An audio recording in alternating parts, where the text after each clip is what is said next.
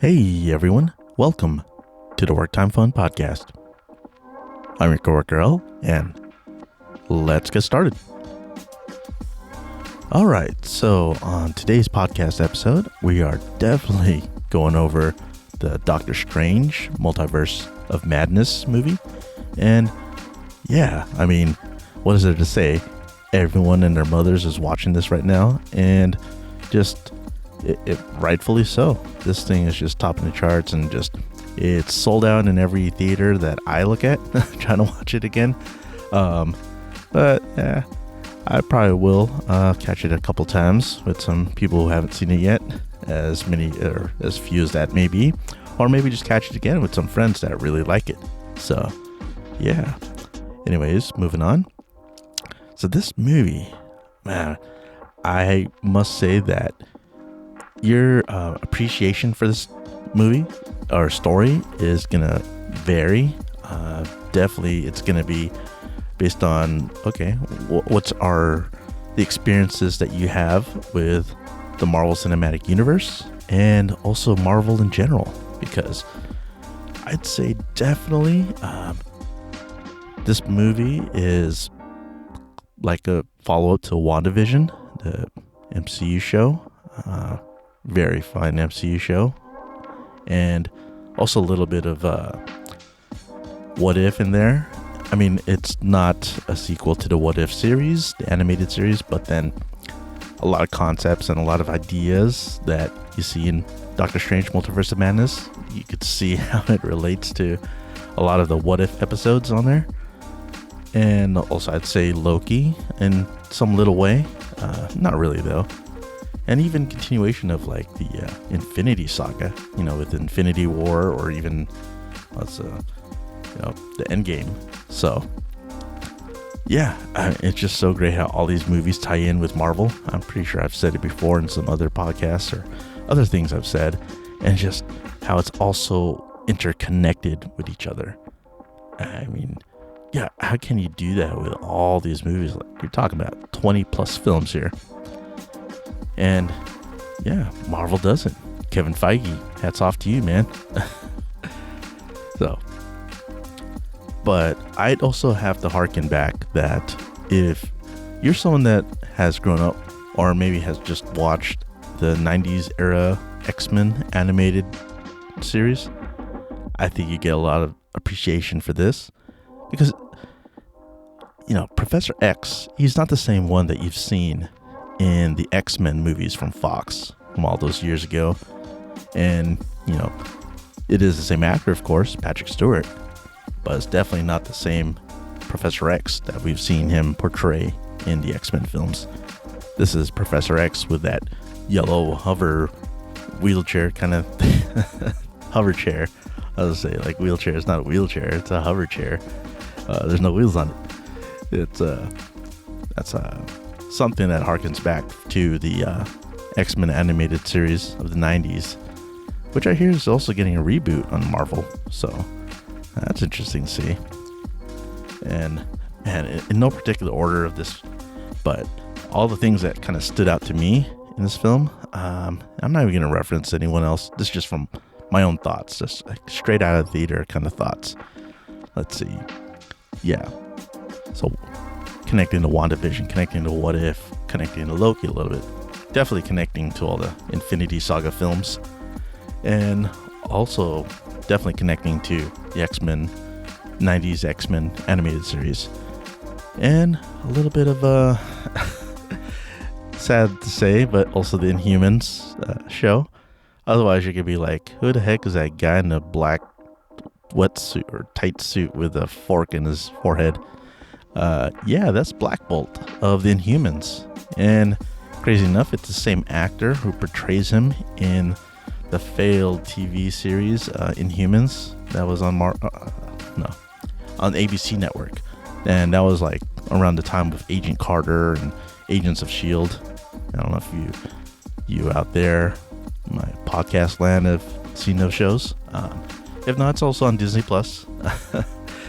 But I wouldn't really recommend it. Just watch some YouTube recap of the Inhumans, because that show was just plain dog crap. Let's just say that. But anyways, yeah, it's that same actor. So Anson Mount, who surprisingly enough, I'm also catching him on the Star Trek series on Paramount Plus, Star Trek Strange New Worlds. So just a little plug for them. There you go, Paramount. That's where I'm not paid by any of them.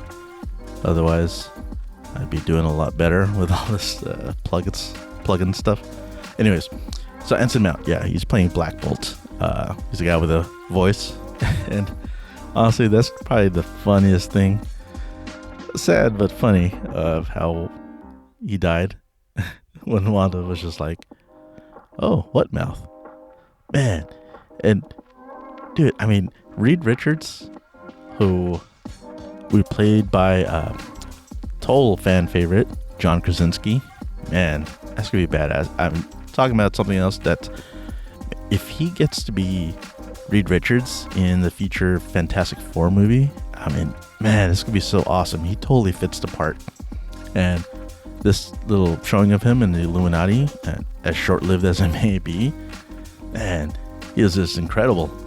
Man, if he could only get his wife Emily Blunt to go work along with him and be his Susan Storm, man, that'd be perfect casting.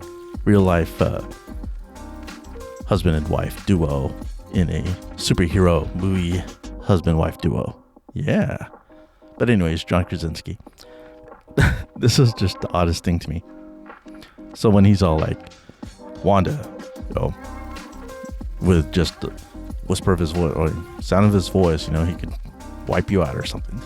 It's like, why would you tell your enemy your power, or, you know, your team's power? Of course they're going to use it against you. I mean, what kind of writing is that? I guess they're, you know, it's just made to move and make the movie move along or something. And of course, what does Wanda do? You know, wait, sure. I'm like, oh, what mouth? And Black Bolt's like, oh, what happened to my mouth? You know, the whole thing like Neo in the Matrix when his mouth disappears and he can't talk. Except for Black Bolt, when he tries to scream, he like blows his brains out from the inside. Oh, I think that's probably one of the worst deaths in that. That or, well, said worst. No, that was the worst. Black Bolt's like, boom, popped head. Eesh. Then John Krasinski's Mr. Fantastic, Reed Richards, just turns into spaghetti and pop goes his head too. That one wasn't as horrific as the Black Bolt one, no. So, ooh. And the thing that kind of went on a little bit longer than it needed to was like Captain Carter and the Captain Marvel, but Monica Rambeau, not the Carol Danvers Monica Rambeau, or Captain Marvel, I mean. Yeah, I mean, what's her name? Captain Carter, Captain Britain, whatever she is. I don't even really know what they said. But she's just a superhuman. I mean, a regular human with superhuman abilities. There's no way in hell she would have really stood a chance against Scarlet Witch. That, well, I guess she was just toying with her. Because, yeah, Scarlet could have just wiped her out of existence, like, easily. So, excuse me. And Captain Marvel, okay. Now, that's someone who should have a little bit, you know, should be able to keep up a little bit with Scarlet Witch, because Captain Marvel's powers also comes from an Infinity Stone. But we all know that Scarlet Witch doesn't just get her powers from the Infinity Stone. It's also something that she has internally. It's what makes her who she is, Scarlet Witch, because she's a mutant. She gets her powers from Chthon, who is the god of chaos. And man, that's a whole other thing. I wonder if that's going to be a thing when we get into later movies. Well, it's kind of, because we're getting gods introduced. I mean, we've got Moon Knight and got all those Egyptian gods. So if anyone is following up with that or watching that series, that's a meh for me. It was great. Nothing's gonna top Loki or even WandaVision for that fact. Anyways, movie. What else really pops up?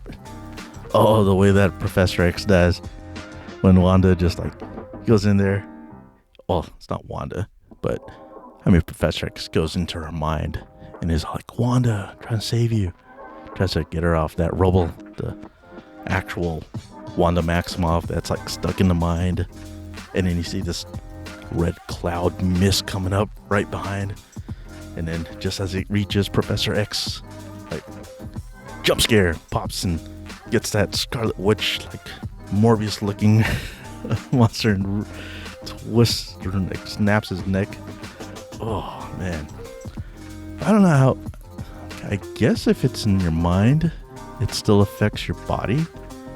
I guess, but I would have figured if someone is, like, I can call it, not telekinetic, psychokinetic, whatever Professor X's power, that he would have the ability to, like, separate the mind and body in a way, so that, yeah, when his head snaps in the mind or telepathically, that it shouldn't really affect him physically.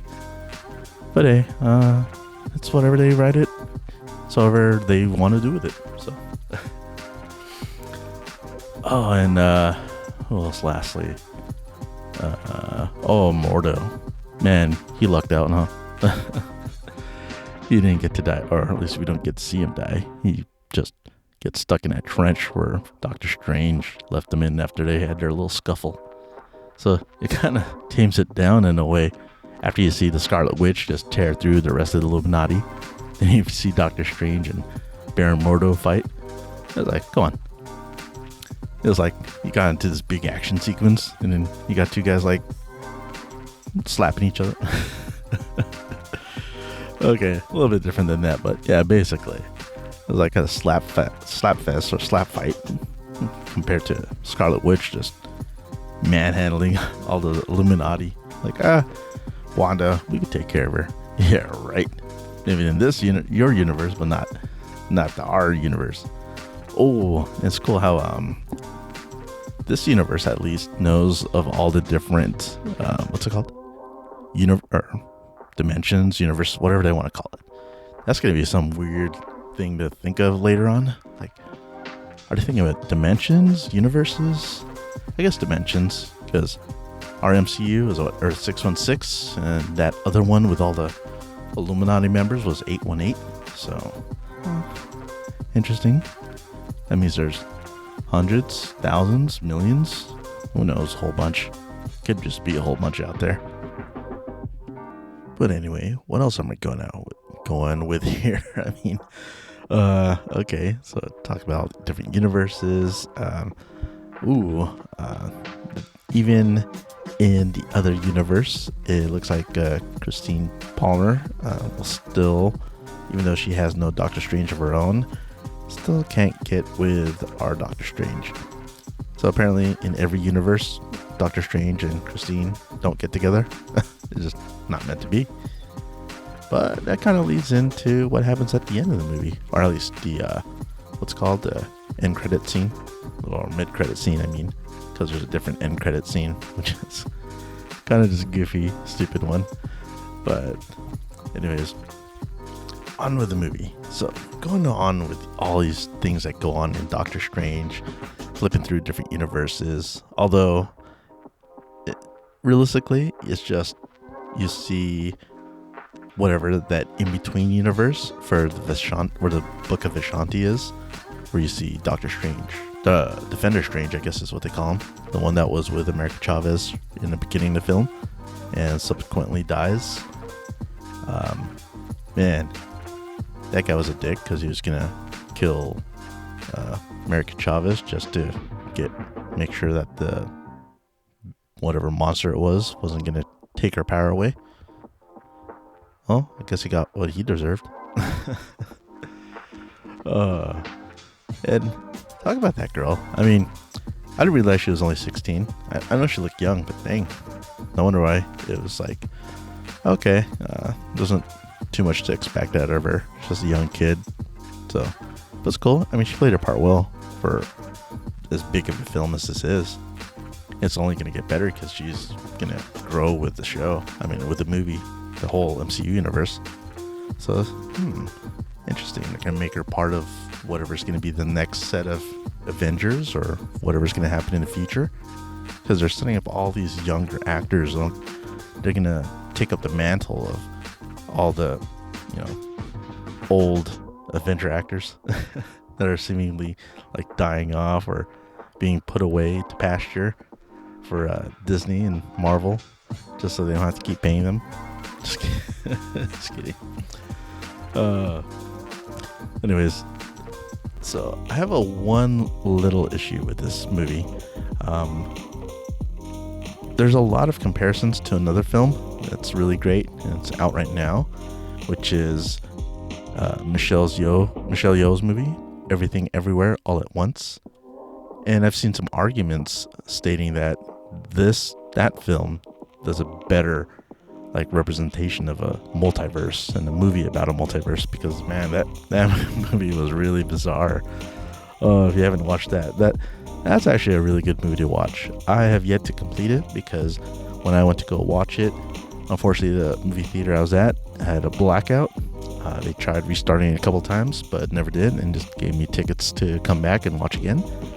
Unfortunately, just haven't had time to go back to that theater and watch it.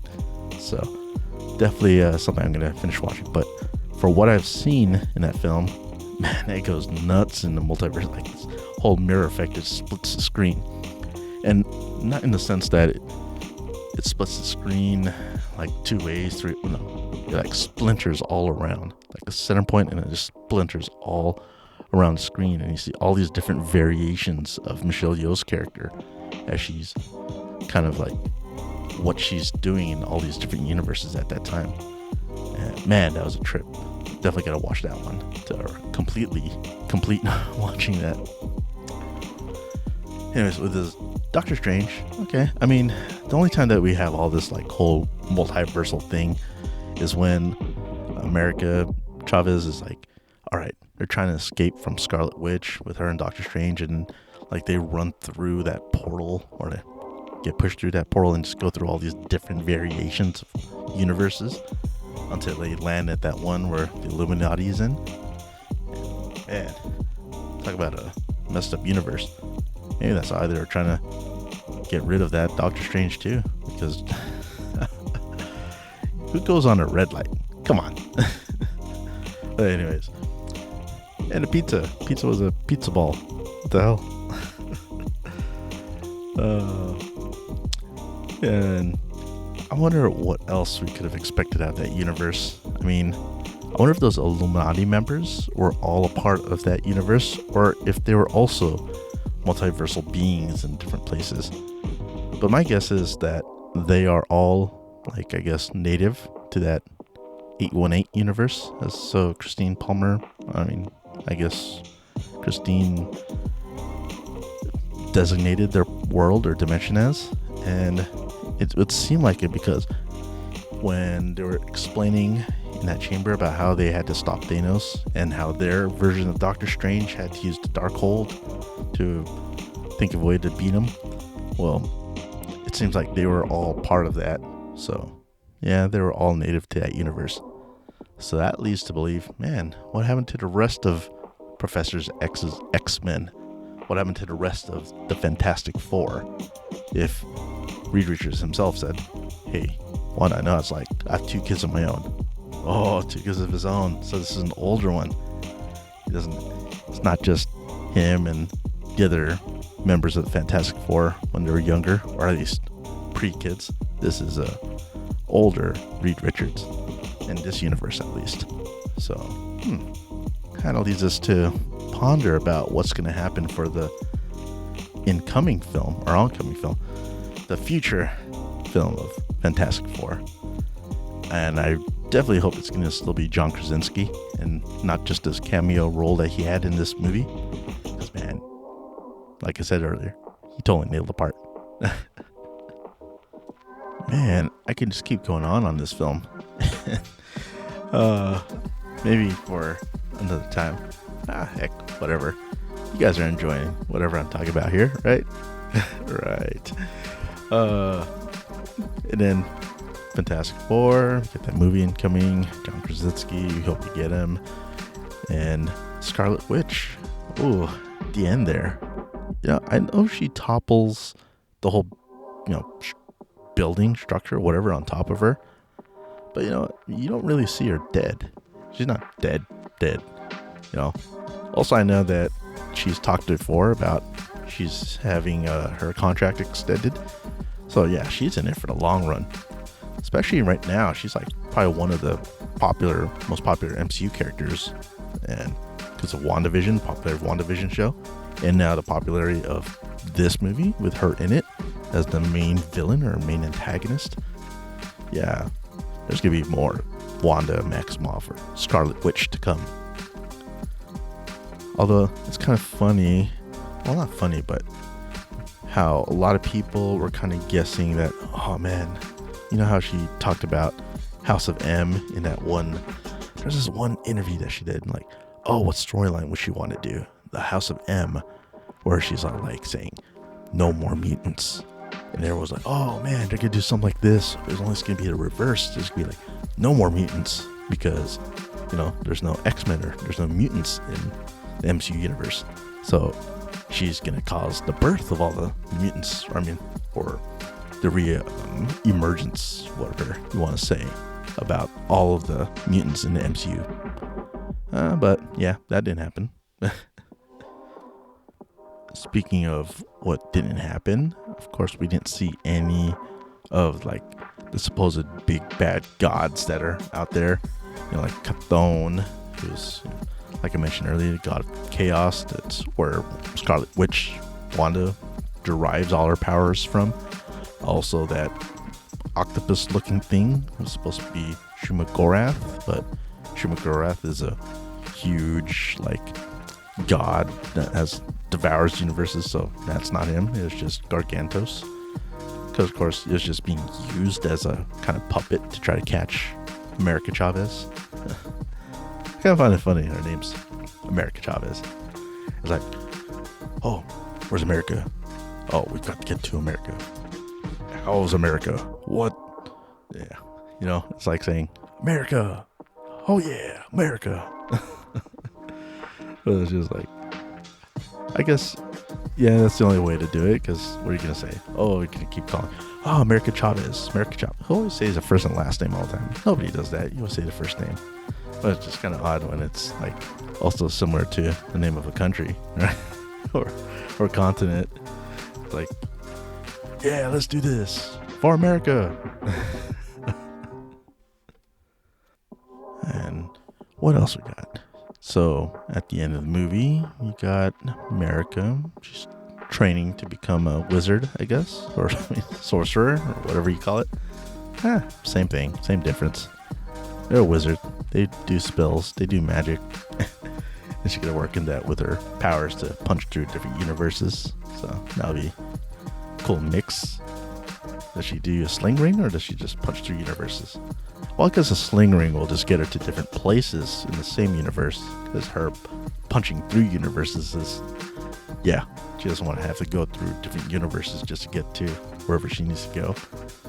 It kind of makes it similar to Nightcrawler's abilities. If you guys don't know who Nightcrawler is in the X-Men. Like, he opens up a portal, and he actually has to travel through like this dimension thing to reach onto the other side of wherever he, pops up from. He doesn't go through dimensions per se, but he does pop up, like exits out every universe and pops back in. He doesn't travel through different universes how like America Chavez does.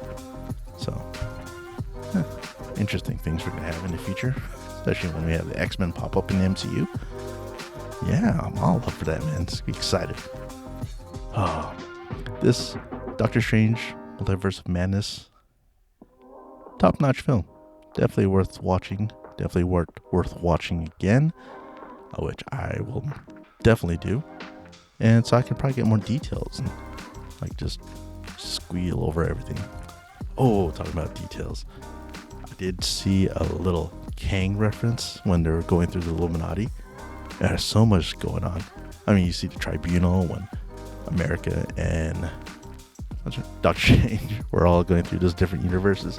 So you see a lot of things going on.